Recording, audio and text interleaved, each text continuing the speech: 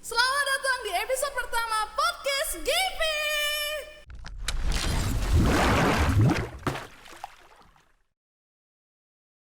Oke, untuk bintang tamu kita pada episode pertama ini adalah seseorang yang sedang mengambil cuti, tapi dengan kerelahan hati dia mau membagi waktu cutinya untuk masuk ke dalam episode pertama di Podcast GP.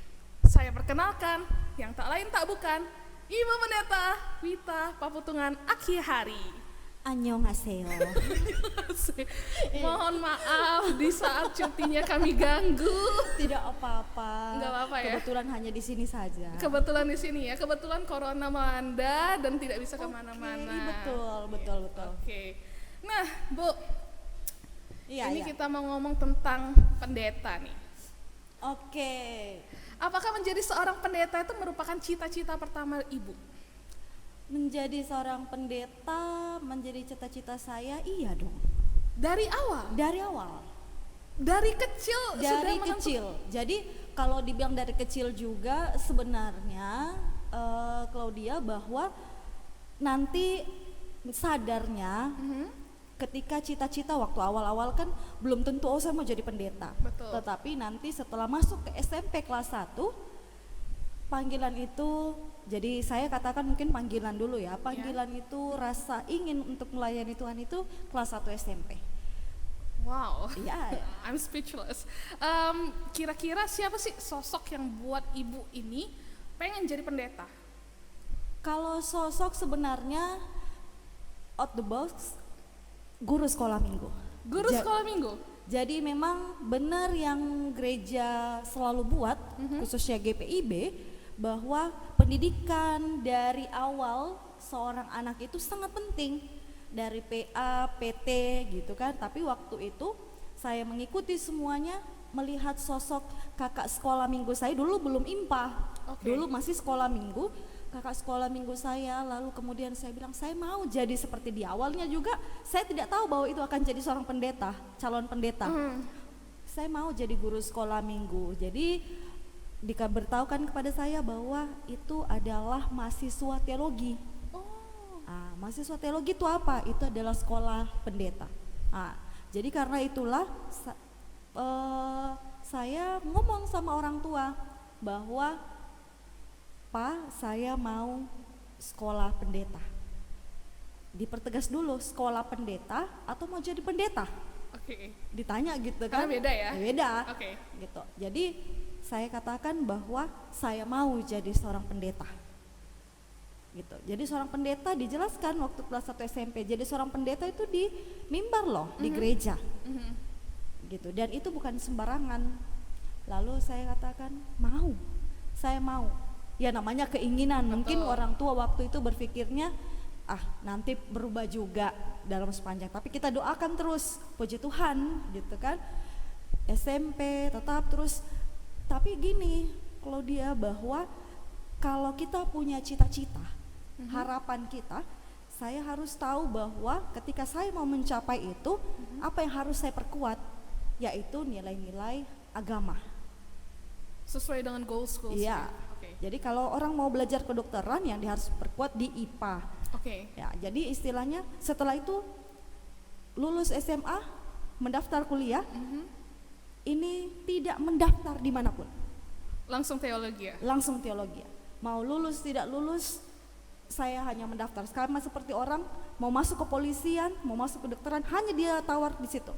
Sedangkan kalau dulu di Makassar, mereka itu teologi itu bemper. Bemper dalam artian bahwa kalau dia tidak lulus di Unhas, di sana itu ada Universitas Hasanuddin, tidak lulus di Unhas atau tidak lulus di universitas manapun, ujung-ujungnya ya sudahlah ke teologi. Ya. Jadi kayak cadangan. Cadangan aja, gitu kan, mendaftar di mana-mana. Kalau saya tidak. Jadi tujuan utama langsung teologi Tujuan ya? pertama, karena saya yakin, percaya, saya pasti lulus. Wow. Gitu. Oke, sekarang pertanyaan saya, ini kan gini, jadi teman-teman sebenarnya kita ketemu itu sebelum menikah ya Bu ya? Betul. Jadi kebiasaan saya manggilnya kakak. Betul. Oke. That's okay, Oke. nggak apa-apa. Nah jadi Kak Wita, setiap orang tua nih ya, bukan setiap sih, kebanyakan orang tua itu mikirnya itu kalau misalnya anak saya tuh pengen jadi punya pekerjaan yang bonafit. Oke. Jadi pasti ujung-ujungnya orang tua itu pasti menunjukkan ke anaknya atau enggak ekonomi, hukum, atau mungkin kedokteran. Betul. Nah, jadi pertanyaan saya, apakah orang tua Kak Wita ini setuju nggak sih waktu awal, "Ma, Pa, saya pengen teologi ya," dan saya langsung mau teologi. Apakah ada pergolakan dari orang tua atau gimana? Kalau pergolakan sih puji Tuhannya ya, kalau dia bahwa tidak ada. Gak ada. Nggak ada sama sekali, karena gini loh, background orang tua memang dari keinginan masa kecil anak-anaknya kan, terus terang Kak Wita ini 4 bersaudara. Oke. Jadi 4 bersaudara itu dari keluarganya mamanya Kak Wita itu kebanyakan pendeta, tapi pendeta dari Pentakosta dan karismatik. Oke, jadi beda dong? Beda, Iya, oke. beda. Dari denominasi berbeda kan. Nah, lalu kemudian Gemis ketemu GT jadi GPIB. Oke, benar. Oke kan? Nah, sudah. Jadi berkembangnya anak, lalu kemudian tiba-tiba ada salah satu anak bungsunya mengatakan mau jadi pendeta, itu mereka berdoa mendoakan semoga itu bukan hanya omongan anak kecil. Berarti benar-benar support. Mensupport, apapun mensupport. Jadi pas sempat ragu sih waktu hanya kembali lagi waktu hanya sekali tes di teologi, tidak tes kemanapun. Orang tua sempat bilang jangan sampai tidak diterima di sini. Takutnya Kan nganggur. nilai-nilai yang lain kan di sekolah juga bagus.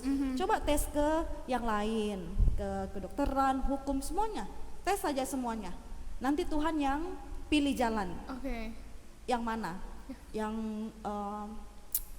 di teologi kah, di hukum kah? Nanti Tuhan aja yang mana yang lulusnya. Dan akhirnya? Dan akhirnya Kak Wita bilang, saya cuma mau di sini aja. Saya cuma mau di teologi. Kalau saya tidak lulus tahun ini, saya akan coba lagi tahun depan. Oke. Tidak lulus lagi, coba lagi tahun depan. Karena saya yakin di teologi itu menerima. Dan ilmu itu kejarlah sampai tua.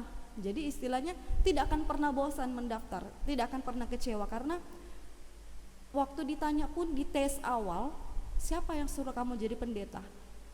Gitu, tidak ada yang suruh. Emang dalam diri sendiri. Emang dalam diri sendiri. Dan ini hubungan pribadi dengan Tuhan itu harus betul-betul. Jadi inilah anak muda, anak-anak zaman sekarang harus belajar itu, bukan karena melihat bahwa oh nanti dalam perkembangan baru kita lihat saya jadi apa, mana yang Tuhan mau dari saya. Tidak. Apa keinginan terbesarmu? Saya mau jadi dokter. Kalau kamu mau jadi dokter, yakin dulu akan jadi dokter. Kalau kita yakin mau jadi dokter, mau jadi hukum, pengacara ataupun yang lain, insinyur, pelajari dulu apa yang harus saya pelajari untuk masuk ke tempat itu. Oh, oke. Jadi Kalau istilah kata itu do the best and let God do the rest. Betul. Ya. Betul Jadi sekali. kerjakan dulu semampumu dan Tuhan akan bekerja di. Yes, betul. Oke. Jadi seperti itu yang dilakukan. Harus kalau anak Tuhan itu, karena kebetulan kakak-kakak sekolah minggu juga dari Kak Wita adalah orang-orang yang memotivasi. Oh. Jadi mereka selalu mengajarkan itu, bahwa anak Tuhan harus punya keinginan, anak Tuhan harus taat, harus rajin, harus baik, harus mengikuti apa kata Tuhan, kehendak Tuhan, dan itu semuanya dilakukan. Dan kita bukan menyucikan diri, tidak, tapi kita betul-betul mau setiap hari itu lebih baik, buat diri kita lebih baik. Jadi Kak Wita selalu prinsip begini, kalaupun ada yang menjatuhkan, yang mencibir kita untuk ya sudahlah masa jadi pendeta. Pendeta itu tidak ada maaf kata, bahwa sama seperti yang disampaikan oleh Claudia tadi, bahwa kadang-kala orang tua itu menginginkan anaknya itu kerjanya itu yang seperti bonafit. Gimana anakmu? Dia seorang dokter, dia seorang pengacara gitu. Tapi dia adalah seorang hamba Tuhan. Itu kalau menurut Kak Wita sebenarnya itu adalah sebuah kebanggaan. Betul. Kenapa? Karena sama seperti Samuel, orang tuanya menyerahkan, ini anakku Tuhan, buat pelayanan Tuhan. Jadi 3 anak yang lain itu sudah membanggakan, tinggal Kak Wita yang diserahkan ke Tuhan, dan itu bukan diserahkan ini Tuhan, bukan orang tua yang bawa, tapi Kak Wita sendiri yang mau gitu. Jadi Kak Wita tuh selalu memotivasi bahwa orang mau cibir, orang mengatakan tidak mungkin, jangan buat dirimu menjadi orang yang tidak mungkin, membuat dirimu tidak dapat mencapai segala sesuatu karena omongan orang lain. Jangan buat dirimu menjadi tidak baik karena orang yang tidak baik kepada kamu. Gitu. Jadi, berarti belajar merendahkan diri juga ya di sini. Betul. Wow. Jadi kemampuan keluarkan semua, lakukan yang terbaik, belajar yang terbaik, lakukan apapun yang Tuhan inginkan, sudah ikuti saja. Pas ini jadi bukan sombong juga, tapi anak Tuhan nih. Iya, betul. Ya kan? Jadi pas terima tes, Kak Wita langsung pikir, saya lulus pasti nih. Oh. Iya benar. Oke. Benar. Di situ kan ada tes tulisan dan lisan. Kak Wita kerjakan aja yang terbaik. Kerjakan yang terbaik. Pengumuman itu Kak Wita hanya cari mana nama saya, gitu aja. Jadi pasti berarti lulus. pede banget ya. Pede banget, pede banget. Wow. Pede banget. Nah, itulah nanti kalau dia di dalam itu perjalanan di tengah-tengah baru ada masalah. Seperti itu. Jadi nanti kita boleh bahas lagi kalau GP mau tahu enggak? Mau tahu dong. Boleh. Gini, jadi kan maksudnya saya lihat dari semua sisi ya, dari keluarga, dari guru sekolah minggu, semua positive vibes datang ke kakak. Support semua. Yes. Nah, pertanyaan ketiga saya, ada nggak sih peperangan dalam hati? Kalau saya nih jujur, duduk di sini aja saya merasa nggak pantas untuk bertanya sama seorang ibu pendeta ini. Jadi tiba-tiba saya ditunjuk, saya disuruh bertanya, deep talk lah ya, kita hati ke hati ngomong. Saya masih merasa apakah saya pantas. Nah, untuk seorang pendeta nih, kita harus ngerangkul semua jemaat. Baik itu jemaat yang kita bisa bilang itu orang kaya atau orang sederhana, atau mungkin ada yang orang kekurangan. Sedangkan diri kita sendiri mungkin keluarga atau mama papa mencukupkan kita di tempat yang nyaman. Nah, itu ada peperangan nggak? Iya, tentu.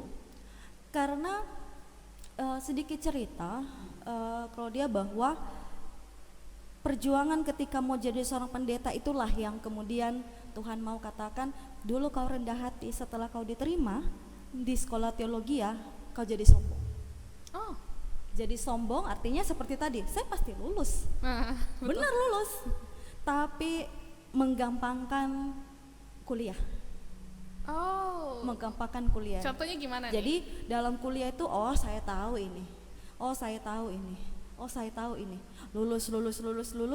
Pada akhirnya di tengah jalan Tuhan mau katakan bahwa kamu terlalu sombong mungkin secara akademikmu. Dijatuhkan, semua harus mengulang.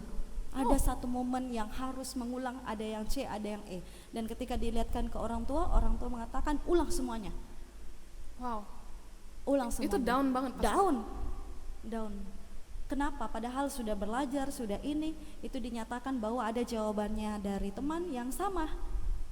Jadi dianggap Mencontek. Padahal tidak. Wow. Tapi istilahnya mungkin bukan kata-katanya yang sama, pemikirannya. Jadi kan kadang kita, kok si A dengan si B ini jawabannya sama, cuma kata-katanya aja yang berbeda. Jadi seolah-olah mereka ini kerja sama, yang penting tahu jawabannya, mereka karang-karang sendiri, yang penting sama aja. Gitu kan. Nah, dianggaplah itu dikasih C. Nah, papanya Kak Wita enggak bisa nilai C. Perfeksionis dong. Enggak bisa. Minimal kamu harus dapat B dan A. Kalau C harus kamu ulang. Selama ini A, B. Nah, terakhir kemudian ketika C ulang. Tidak mau tahu. Down di situ. Mencoba satu semester itu dari 6 mata kuliah cuma hanya 2 yang berhasil. Hancur, dikasih hancur sama Tuhan untuk kesombongan. Tidak bisa apa-apa. Teman-teman semua sudah maju.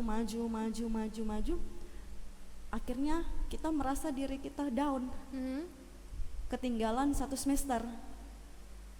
Sudah, kok dengan adik-adik kelas gitu kan, lama-lama gitu. Terus habis itu selesai itu, kebetulan puji Tuhannya setelah selesai itu dipengaruhi lagi oleh teman-teman luar. Kenapa tuh? Karena kan harusnya tes vikaris dong. Oh ya. Kan? Oke. Harusnya lulus itu jadi tes Langsung. vikaris langsung. Tapi ini tidak. Kenapa? Seneng jalan-jalan. Itu gairah muda untuk jalan-jalan karena tahu dong, sama seperti yang Claudia tadi sampaikan, ketika kita sampai di jemaat kita akan dulunya itu berpikir akan terkurung, tidak Yes. bisa apa-apa. Jadi saya puaskan dulu, ngomong sama orang tua, saya mau puaskan dulu jalan-jalan. Berarti pada saat itu lagi di dalam titik jenuh ya? Iya, jenuh sekali karena satu sudah teman yang harusnya sama-sama mendaftar vikaris, mereka sudah 1 tahun duluan. Oke.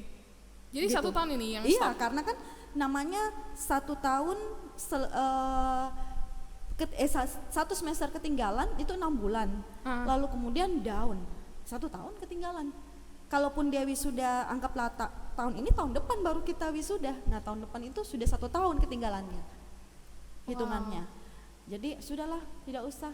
Toh saya kesana juga mendaftar vikaris, tidak ada teman-teman saya. Gitu kan, jadi sudahlah, tidak usah. Saya jalan-jalan dulu. Nikmati dulu. hidup. Nikmati hidup. Anak bungsu disayang, Betul. masih muda, Dimanja nggak? dimanja. Ya, senang-senanglah dulu. Tapi setelah itu mendaftar vikaris ya tahun depan. Iya. Langsung diterima. Tidak, belum dulu. 1 tahun kemudian jalan-jalan lagi ya 1 tahun. Serius. Oh my god. Perjalanan luar biasa. Sudah habis itu berikutnya 1 tahun berikutnya tes. Tes itu pada saat tes itu karena orang tua desak, sudah tes ini. Sudah cukup nih. Sudah cukup nih tes, tidak boleh lagi ke 3 tahun tes. Dengar-dengar nih, kalau vikaris kan belum tentu diterima. Susah ya. Susah diterima jadi seorang vikaris, susah. Jadi kakak-kakak vikaris yang kalian dapat itu susah melalui itu, mereka sampai datang ke Immanuel, Prosesnya susah banget. susahnya susah, jatuh bangun itu bisa mengulang lagi tahun depan. Jadi kita pikir kayaknya nanti kalau mendaftar belum tentu juga kan diterima, belum tentu juga diterima. Mendaftar, setelah mendaftar baru di situ Tuhan katakan iya, langsung keterima. Wow. Langsung keterima, padahal bukan ngisinya asal-asal, ngisinya sepengetahuan aja. Sepengetahuan ya. Sepengetahuan, kan pikirnya sudah 2 tahun nih, otak ini istirahat, pikiran istirahat.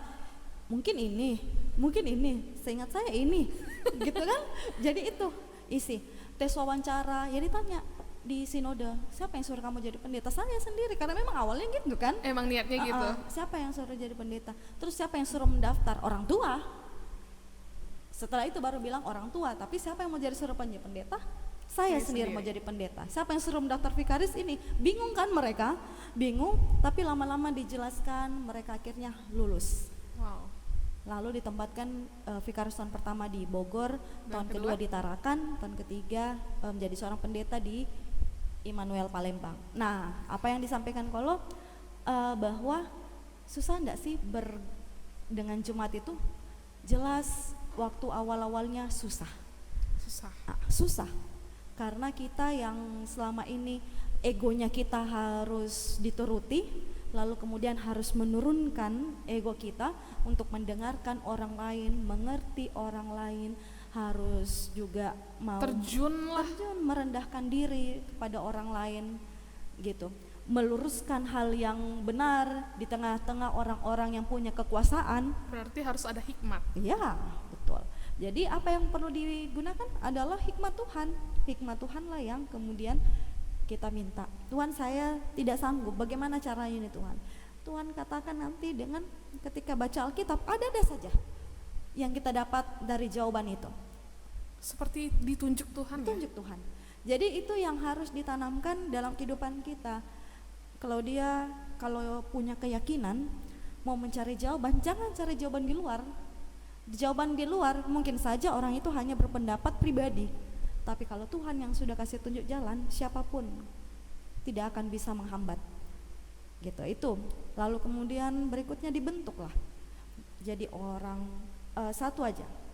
Di Alkitab mengatakan tidak ada di mata Tuhan itu orang kaya, orang miskin, orang sederhana, tidak ada. Di mata Tuhan itu semua sama. Apa yang membedakan mereka? Hikmat mereka. Apa yang membedakan mereka? Kualitas mereka, ibadah mereka, intensitas mereka di hadapan Tuhan. Itu yang membedakan kita. Kalau merasa bahwa aduh enggak pantas nih saya, atau Iya. gimana ya mau ngomong dengan seorang pendeta. Tapi buktinya adalah bahwa bukan soal status membuat kita pantas atau tidak pantas gitu. Nah kadang-kala juga jujur saja banyak para pendeta, jadi bukan juga GPIB, bahwa kalau saya sudah jadi seorang pendeta saya harus dihargai, saya harus dihormati. Tidak. Kalau kita kejar itu, kita bukan lagi hamba Tuhan. Berarti harus cerminannya kayak Tuhan Yesus dong. Betul. Dia kan anak Allah, tinggi Betul. kan. Bagaimana Dia turun ke bawah. kalau contoh Kawita balik sama Kolo, bagaimana kalau seumpamanya seorang pendeta kalau lihat malam-malam dia hadir di tempat klub malam, pasti bisa saja kita berpikiran ada apa tuh? Iya Kok benar bisa sih. sih tengah malam dia ada di klub-klub malam? Ya sebagai manusia Iya, ya kedagingan betul. saya tinggi nih. Betul ya. Negatifnya pasti ada. Ada gitu Oke. kan. Lihat itu, terus abis itu kalau lihat satu pulang, lalu kemudian Doni sebagai ketua GP melihat lagi di jalan, anggaplah Kawita belum nikah, jalan lagi goncengan dengan Cowok. cowok. Wah tengah malam nih, dari mana itu pendeta Wita gitu kan. Pikiran orang. Betul. Tapi itu yang Tuhan mau katakan, bahwa kalau pikiran orang kita mau turuti tidak akan ini. Betul. Kita kalau masuk ke sana, Tuhan itu justru dicemooh. Katanya dia seorang guru, dia suci, dia baik. Kok dia duduk di tengah-tengah orang-orang yang berdosa? Dia duduk bersama-sama dengan para pelacur. Dia duduk bersama-sama para penyamun. Dia angkat muridnya seorang pemungut cukai. Bagaimana caranya kamu mau dianggap baik? Tuhan katakan, aku datang bukan untuk orang yang merasa dirinya sehat, merasa dirinya benar. Bersih. Aku datang untuk orang-orang yang berdosa, orang-orang yang sakit, orang-orang yang butuh ditolong. Dan itu tujuan dia sebenarnya. Itu tujuannya Tuhan. Jadi kalau Kawita tidak memandang siapapun kamu. Jangan karena dia kaya lalu kita merendah, jangan karena dia tidak mampu lalu kita meninggikan diri. Itu yang Kawita pelajari di jemaat. Jadi membawa diri, saya hamba Tuhan, saya melayani Tuhan melalui kehidupan jemaat, tapi saya tidak melayani manusia. Dalam artian bahwa saya tunduk tidak kepada manusia, saya tunduk kepada apa yang Tuhan perintahkan. Dunia mau bilang apapun, tapi kalau Tuhan bilang tidak boleh, maka tidak boleh. Kayak ada yang bohong hitam, bohong putih, bohong abu-abu. Iya. Kalau Tuhan bilang tidak boleh, tidak boleh. Tidak boleh. Tidak boleh. Itu yang ditegakkan. Itu aja sebenarnya. Kalau tanya susah enggak sih dengan orang-orang? Susah awal-awalnya, tapi itulah proses pembentukan. Lama-lama kualitas diri kita akan ditempa. Emas tidak akan pernah menjadi tidak berharga. Dimanapun dia dimanapun berada. dia berada. Berlian atau uang 100, kalau biar kamu injak-injak taruh di lumpur, Akan tetap berharga. akan tetap berharga uang itu. Kenapa? Karena memang pada dasarnya dia berharga. Dia punya nilai Dia sendiri. punya nilai, gitu kan? Jadi mau orang mau jatuhkan kita, mau orang mau rendahkan kita, mau kita mau diapakan sama orang, tapi kalau di hadapan Tuhan kita berharga, kita punya nilai di hadapan Tuhan, maka Tuhan akan mengangkat. Tuhan akan angkat. Tapi kalau kita tidak punya nilai, mau sebagaimanapun apapun kita, contoh 100 punya nilai kan, Mhm. tapi dia tidak punya nilai ketika dia tidak dibawa ke gereja. Kenapa? Uang itu dibelanjakan hanya untuk beli sepatu. Ketika memberi persembahan, oh tukar dulu uang 100, pecah dulu 5.000, kalau perlu ada pecahan 1.000 pun 2.000 1.000, 2.000. Uang orang tua nih Aha. 50. Mah saya mau pergi impah. Mhm. Oh tunggu, beli dulu roti di depan supaya pecah itu uang 50. Iya kan? Iya betul. Enggak. Tuhan katakan yang berharga adalah ketika itu memang betul-betul digunakan dengan baik. Gitu, berharga, kita berharga, tapi buatlah dirimu menjadi berharga di mana kamu berada. Betul. Jadi nggak di mana, nggak di tempat ini kita berbeda, Betul. tempat yang ini kita juga berbeda. Betul. Oke, kalau aku bisa rangkum Ya. sebenarnya pembentukan proses seseorang itu beda dengan orang lain. Betul. Seperti kayak teman-teman Kak Wita mungkin sudah menjadi pendeta duluan daripada Betul. kakak. Tapi atas perkenanan Tuhan, kakak dibentuk dalam waktu mungkin agak lebih lama, tapi Tuhan luar biasa kasih kakak menjadi pribadi yang berbeda lagi dari yang Betul. sebelumnya. Kakak Betul. merasakan seperti itu? Jelas dong, karena seperti ini.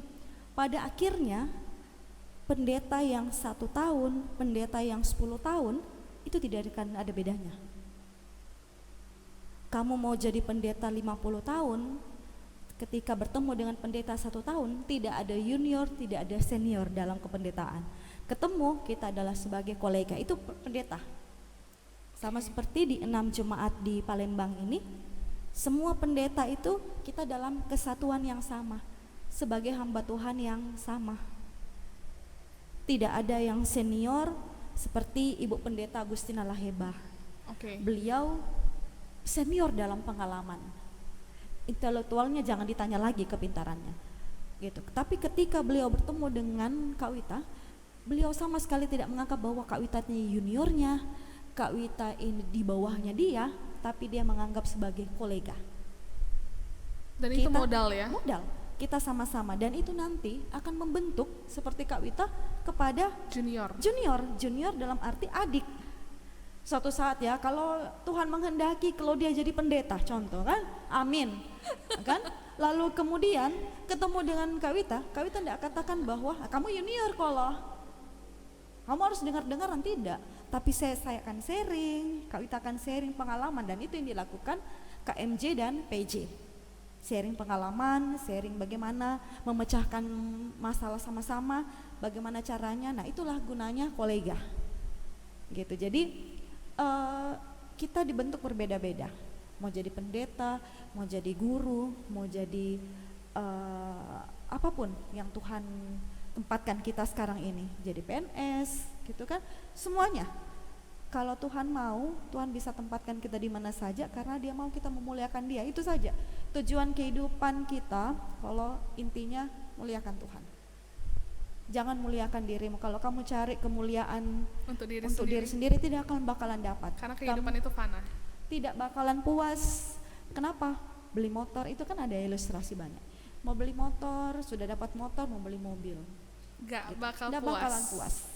Tapi kalau kamu mau memuliakan Tuhan, setiap apapun yang kamu kerjakan, kamu akan merasa ada kepuasan, sudah menyenangkan hati Tuhan. Kamu dijelekkan, kamu tahan diri, itu bagi Kak Wita secara pribadi itu bangganya luar biasa. Ketika saya tidak melawan, ketika ada orang menjelekkan, menjatuhkan, lalu kemudian saya cuma tersenyum, lalu mengatakan bahwa kamu sadarlah bahwa Tuhan itu mau mengampuni setiap orang yang bersalah. Itu luar biasa kalau Berasa kayak dimenangkan ya. berasa dimenangkan. Tuhan katakan gini, orang yang jahat tidak perlu kamu jahat. Justru ketika kamu baik, kamu akan menaruh bara api di kepalanya. Ketika kamu merasa dirimu gagal, orang menjatuhkan, Tuhan katakan ada janji. Orang yang terbelakang akan terdahulukan. Gitu. Contoh aja orang di gereja kan, datang terlambat, dia dikasih di depan kan. Contoh yang jeleknya ini kan. Tapi itu yang Tuhan katakan, bukan maksudnya dalam jelek ya.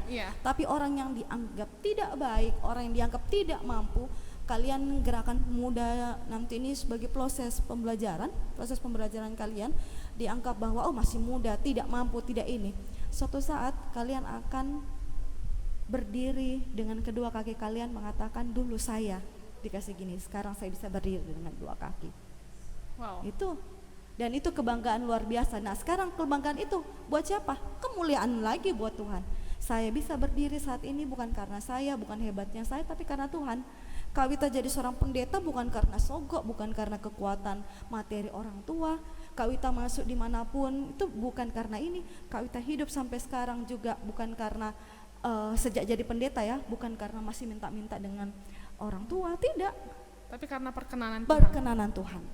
Kalau kita yakin kepada Tuhan, apalagi setelah jadi hamba Tuhan, bukan lagi anak Tuhan ya, anak Tuhan jadi hamba Tuhan lagi, tidak akan pernah kekurangan. Itu yang Kak Wita amini. Mau satu hari ini Kak Wita ngomongkan sama suami Kak Wita, tenang aja, pasti aja sebentar ada berkat. Benar. Bukan karena itu percaya. Tuhan katakan karena imanmu engkau diselamatkan. Yes.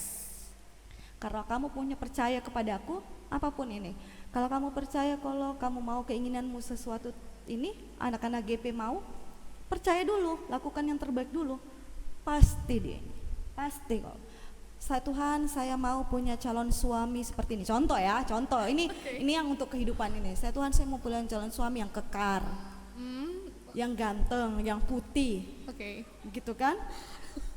Yang kerja, gitu kan? Nah, lalu kemudian tiba-tiba Tuhan kasih ketemu nih dengan orang. Oh, dia kurus, mukanya pokoknya inilah. Nggak sesuai dengan apa yang kamu minta. Tapi orang tua setuju. Kita berpikir, sudahlah, gitu kan? Umur 17 tahun siapa kamu? 20 tahunan siapa ya? Kalau 30-an siapa-siapa aja deh mau sama saya, ayo deh. Gitu. Nah, nikah. Setelah nikah berdoa, ya Tuhan kenapa gini? Tapi karena sudah nikah menjadi tanggung jawab seorang istri. Dia rawat. Akhirnya apa? Dia jadi bagus putih. Sendiri. Dia jadi putih. Dia jadi berotot. Karena dukungan doa dari istri, dia menjadi orang sukses. Lalu kemudian dia sadar, ini laki-laki yang saya minta sama Tuhan. Butuh proses. Bukan instan ya? Bukan instan. Kita takut, dalam nama Tuhan Yesus saya usir ini setan dari ini. Nah, namanya Tuhan itu bukan kayak apa ya, bukan kayak pesulap begitu simsalabim langsung jadi, tidak. Kamu mau ngomong apapun, kamu mau apapun, tapi kalau kamu tidak ada iman, percaya, hikmat, tidak bakalan terjadi. Kak, dari tadi kan kita nih bahasnya agak berat ya. Sekarang kita agak yang yang ringan-ringan. Sekarang mau nanya nih. Ya. Pernah kepikiran nggak sih dapat jodohnya di sini? Sebenarnya ya, kalau ya, jujur aja. Masuk ke Immanuel Palembang ini, berpikir kan waktu Vikaris tahun pertama Kawita masih ada, setia menunggu. Ya, setia menunggu. Tahun kedua masih setia menunggu sampai setengahnya. Sampai setengahnya. Setengahnya berikutnya tidak. Putus dong. Putus. Akhirnya semua orang teman-teman nih, teman-teman ini benar kalau ini kejadian. Teman-teman semua yang angkatannya Kak Wita, kami kan ada 21 orang. Angkatan Vikaris, 21 Vikaris, termasuk pendeta Nenohai di Pelaju, pendeta jemaat. Semua berencana selesai tahun pertama kita menikah, serempak. Malu dong, saya baru putus nih kan, baru putus. Kawita bilang gini, Tuhan dapatkan saya jodoh di Palembang, kasih dapat saya jodoh di Palembang.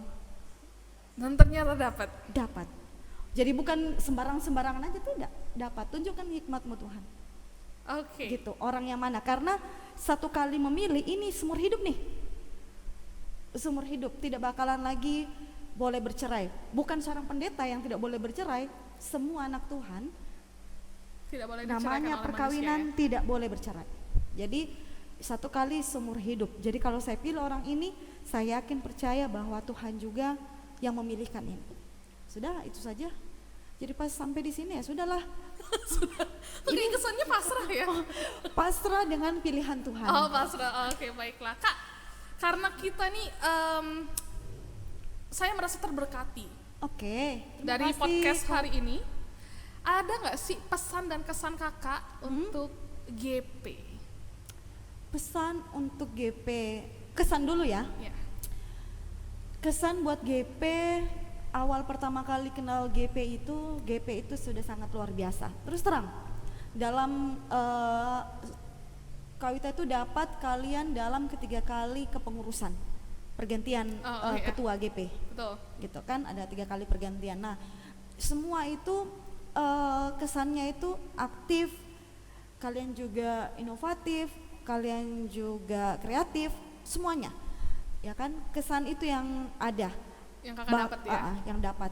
Bahkan ketika pertama kali kenal bagaimana GP mereka kompak pergi ke tempat-tempat penjara, ke napi, perkunjungan, melakukan pelayanan, lalu kemudian melakukan banyak-banyak kegiatan bukan saja kegiatan tapi kumpul-kumpul barengnya juga, untuk program-program juga terlaksana. Jadi kesannya tuh baik, luar biasa lah GP di sini.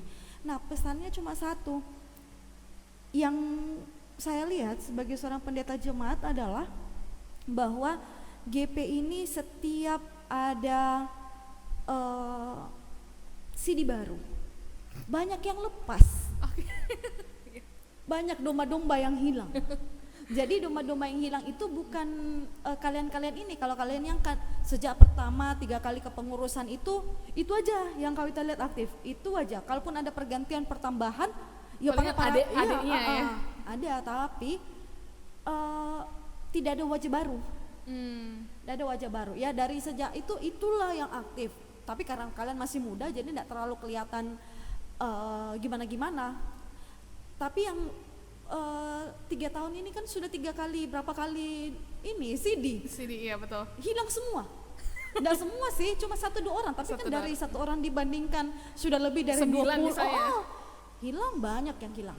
Nah, pesannya adalah mungkin carilah domba-domba kalian itu. Iya, carilah domba-domba kalian itu supaya GP tambah semangat lagi, tambah bersatu lagi. Tambah ceria lagi, gerakan pemuda. Jadi supaya kita tidak hanya ngobrol kita aja. Jadi betul. Seolah-olah Kolo sudah tahu Kak Wita sudah tahu Kolo. Mau tahu yang lain juga tidak ada orangnya gitu kan. Jadi para kita aja. Dan takutnya orang bosen ngeliatnya aku lagi gitu kan. Jadi Kak Wita tuh ada kerinduan bahwa ketika mau cari orang untuk ini untuk itu, orang baru. Tapi kayaknya orang baru itu mereka tidak pede. Pada akhirnya ujung-ujungnya kena lagi kepada orang-orang yang memang seperti kalian yang kreatif, yang sudah banyak malang melintang di ini organisasi. Ujung-ujungnya gitu. Jadi istilahnya mungkin ya kalian kan juga anak-anak Tuhan, para pengurus, cari domba-domba kalian supaya apa? Dalam 2,5 tahun ini, apalagi kan baru kepilih ini. PR berat nih. Harus. Karena jangan sampai setelah 2,5 tahun